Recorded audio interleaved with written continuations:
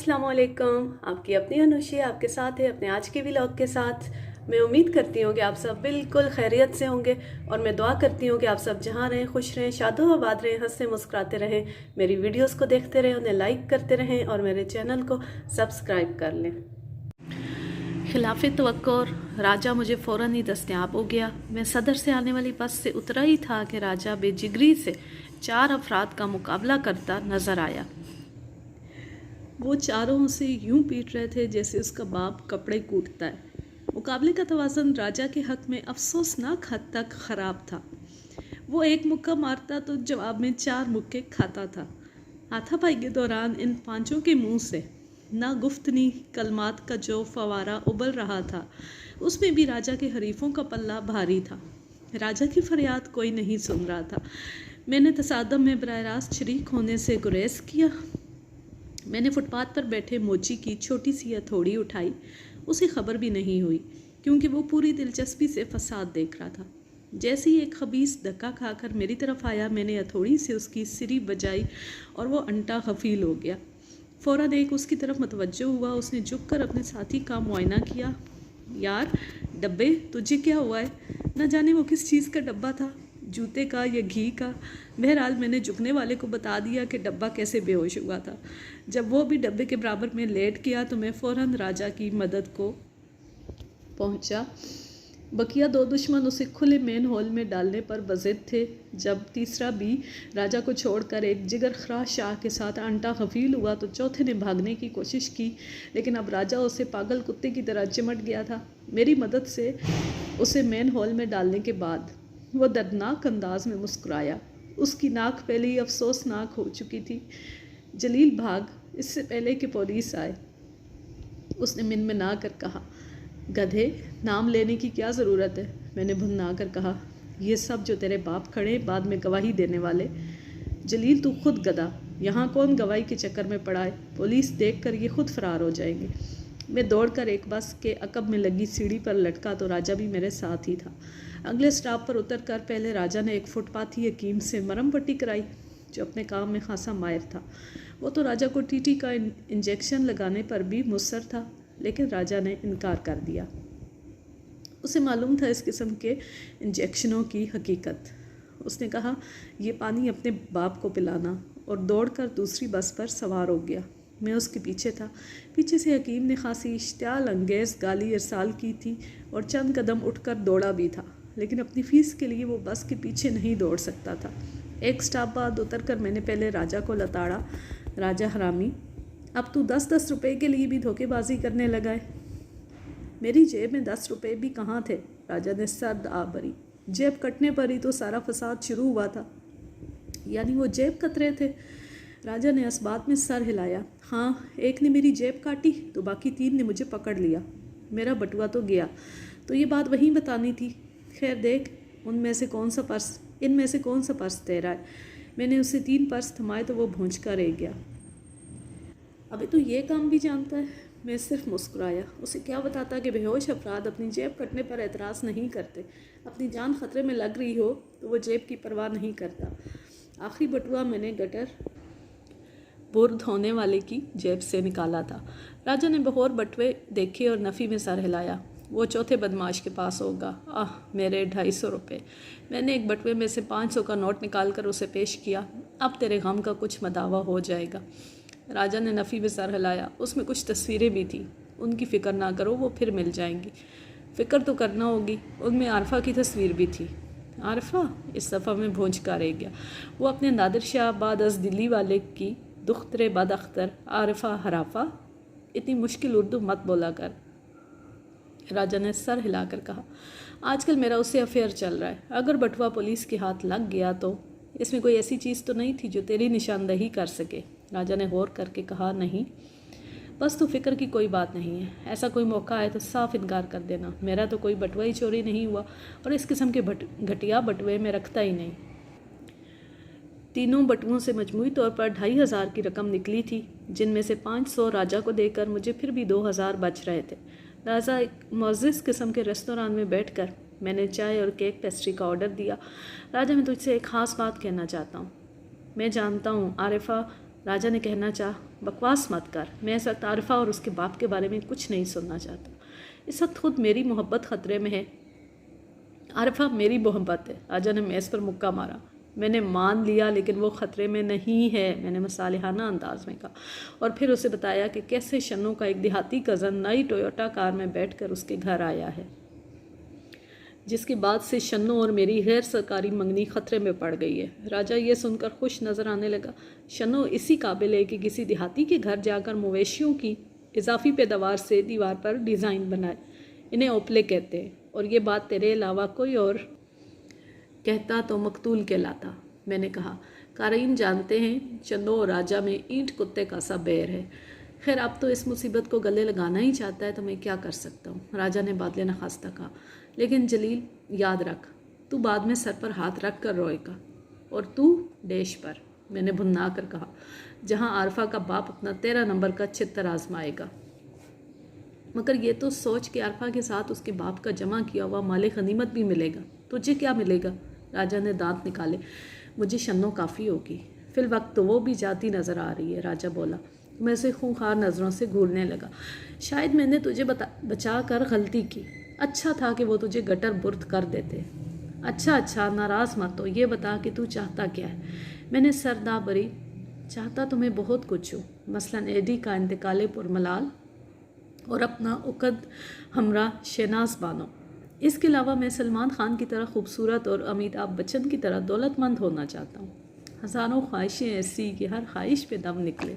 راجہ نے دم کی دال کو پیش کے ساتھ ادا کیا، یعنی دم۔ دیکھ راجہ، ہم نے جلد کچھ نہ کیا تو وہ خبیث ایڈی کامیاب ہو جائے گا۔ یہ فلموں کے بالکل برعکس ہوگا، جس میں ہیرو کا بول بالا ہوتا ہے اور ویلن کا منہ کالا۔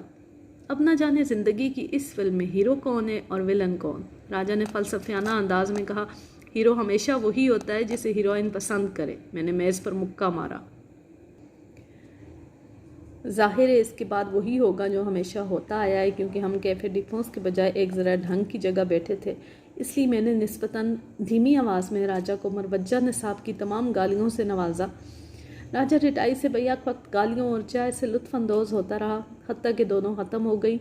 تھک ہار کر میں نے کہا، دیکھ راجہ، تو میرا دوست ہے، بلا وجہ یہ اپوزیشن کا کردار مت ادا کر۔ راجہ نے افسوس سے سر ہلایا۔ تیری عقل کی بتی فیوز ہو گئی ہے۔ خیر، تیری خوشی میں ہم بھی خوش ہیں۔ تو چاہے تو شنو سے شادی کر سکتا ہے۔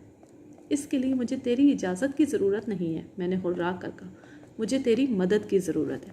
راجہ نے دوسرا کپ اپنے میدے میں الٹ کر کہا، معاف کرنا دوست، میں ان دنوں فارغ نہیں ہوں، ورنہ ضرور تیری مدد کرتا۔ دیکھ، صبح سے شام تک میں دکان پر ہوتا ہوں، اس کے بعد کچھ وقت عارفہ۔ بھاڑ میں گئی دکان اور عارفہ، تجھے میری مدد کرنا ہوگی، ورنہ میں نادر شاہ کے پاس چلا جاؤں گا۔ راجہ کا چہرہ سفید پڑ گیا۔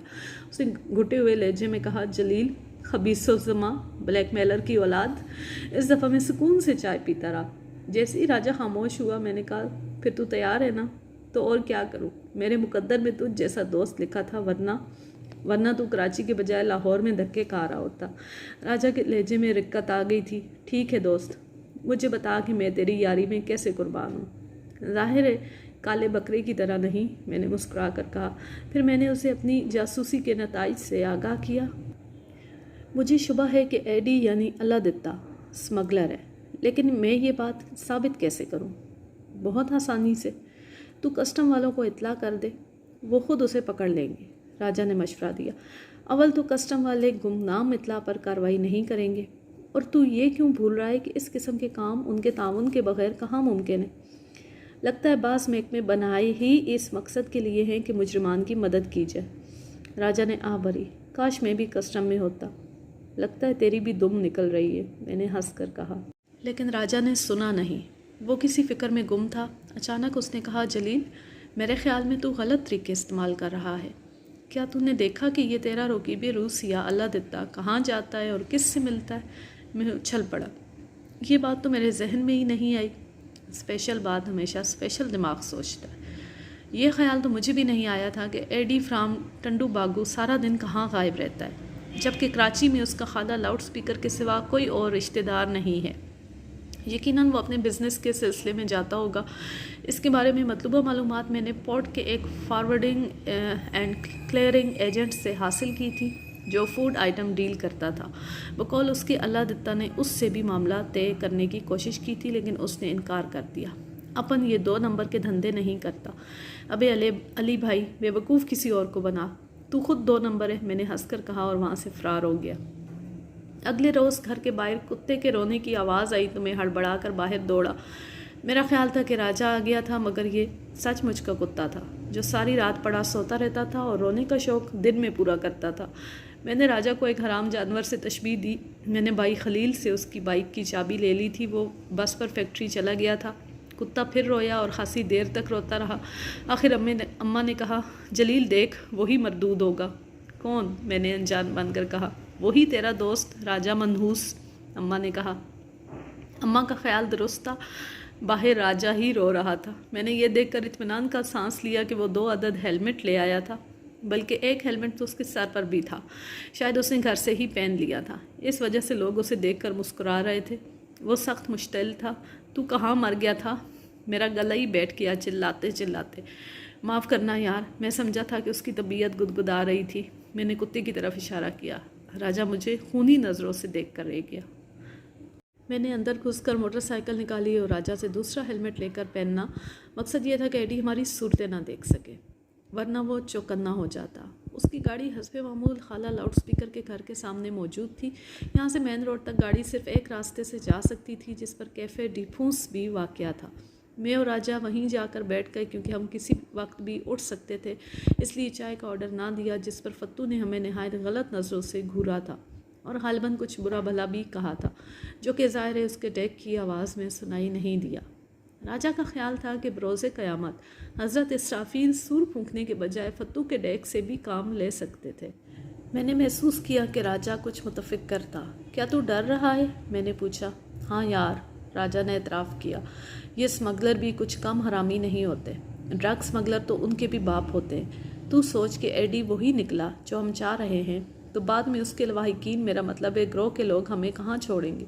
ہم ان کی نظروں میں آئیں گے تو وہ ہمیں چھوڑیں گے، میں بولا۔ راجہ نے افسوس سے سر ہلایا۔ جلیل، شنوں نے تیری مت مار دی ہے اور تیری عقل پر پردہ ڈال دیا ہے۔ تو کاٹ کا الو بن گیا ہے اور بکواس مت کر، میں نے بھنا کر کہا۔ کام کی بات کر۔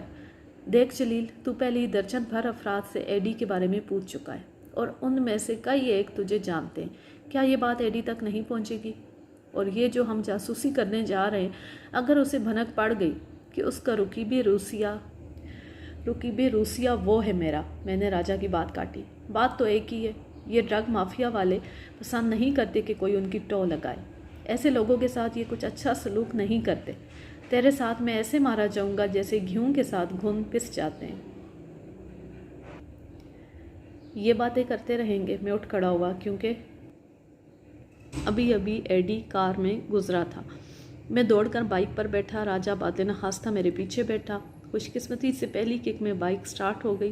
ایڈی بندرگاہ کی طرف ہی جا رہا تھا۔ میں پوری ہوشیاری سے اس کے پیچھے لگا رہا۔ راستے میں 2 بار سگنل بند ملا، لیکن میں نے اسے غائب ہونے نہیں دیا تھا۔ اب میں لیتی ہوں آپ سے اجازت، اس دعا کے ساتھ کہ جہاں رہیں خوش رہیں، شاد و آباد رہیں، ہنستے مسکراتے رہیں، میری ویڈیوز کو دیکھتے رہیں، انہیں لائک کرتے رہیں اور میرے چینل کو سبسکرائب کر لیں اور آل نوٹیفیکیشنز کو سلیکٹ کریں تاکہ میری آنے والی ہر نیو ویڈیو کی نوٹیفیکیشن آپ کو بر وقت ملتی رہے۔ اللہ حافظ، اللہ نگہبان۔